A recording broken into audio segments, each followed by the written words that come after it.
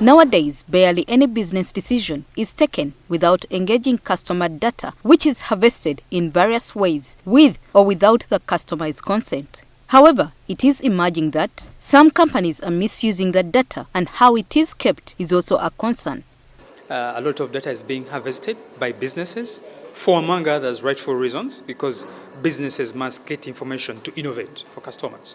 The problem always comes in when the businesses go beyond what is expected of them in terms of the data they are collecting, and then how they are using it, how they are keeping it, which is processing, and then eventually how, when they're done with it, or when you're no longer in need of their services, what they do with it in the aftermath of your relationship. So we are seeing the resurgence of the misuse of this data. It has happened on, for example, digital loaning companies. If you default and they have data about you, they go, and make it public to harass you into paying. We have seen some of those cases in court. On the other hand, some companies are making a kill by selling the data at the expense of the customers or without notifying the data owners.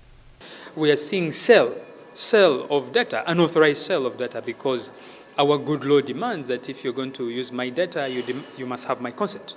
So we are, because it is data and it is needed by companies to do a lot of their marketing, most of this data is being sold to third parties without authorization. That risk is always ever present. The data protection law may have plugged some gaps in its implementation, but the penalty for offending companies is still lacking. As an organization, you could face up to a fine of 2% of your annual turnover. Anyone within the organization who is charged with the responsibility of ensuring compliance with the data protection law and does not perform to their duties is liable to imprisonment or a fine up to 420 currency points. So while we have very good laws, I think it's very important that the implementation improves. We strengthen the implementation institutions, UCC and others, but also create awareness and create digital literacy.